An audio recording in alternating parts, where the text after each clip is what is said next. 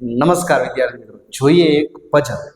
તો તમને આકૃતિમાં દેખાય છે મુજબ આવી રીતના પ્રશ્નાર્થવાળી જગ્યાએ કયો અંક આવશે એ તમારે કહેવાનું છે. અહીંયા તમને આવી રીતની આપેલી છે 4 2 6 7 2 5 8 4 12 14 4 10. તો અહીંયા પ્રશ્નાર્થ ચિહ્ન છે ને, અહીંયા કયો અંક આવશે એ તમારે કહેવાનું છે. તો તમારે કરવાનું શું છે, તો અત્યારે જે વિડીયો જોવો છો ને એને પોઝ કરી દેવાનું છે. કેટલા સમય માટે? તો કે 30 સેકન્ડ માટે પોઝ કરી દેવાનું છે. 30 સેકન્ડ પોઝ કરી દેવાનું. પછી તમારે તમારો જવાબ છે આ વિડીયોમાં કોમેન્ટ કરવાની છે.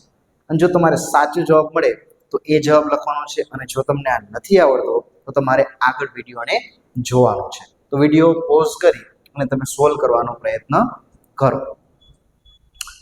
તો જોઈ શકાય છે મુજબ કે અહીંયા આ બંને ઉપરથી આનો જવાબ આપવાનો છે. તો અહીંયા આ બેમાં કંઈક કનેક્શન સંબંધ છે કે એના ઉપરથી જ આ સોલ્વ કરી શકાય. ચલો જોઈએ શું સંબંધ છે. તો અહીંયા જુઓ તો 4 + 2, 4 ને 2 કેટલા થાય? તો કે 6 થાય. ચલો અહીંયા જુઓ 5 + 2 કેટલા થાય છે? 7 થાય છે. તો આનો અર્થ શું થયો? તો કે અહીંયા 10 + 4 બરાબર 14. 8 + 4 બરાબર કેટલા છે? 12 છે.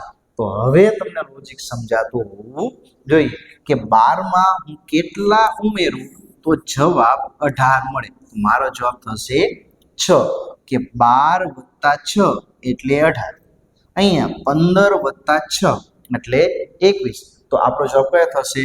તો આ પ્રશ્નાર્થ ચિહ્ન છે એ મારો પ્રશ્ન જ છે, એનો જવાબ કેટલો થશે? તો કે એનો જવાબ 6 થશે. આવા જ ઇન્ટરેસ્ટિંગ પઝલ વિશે વધુ જાણવા માટે અમારી ચેનલને સબસ્ક્રાઇબ કરી નાખો.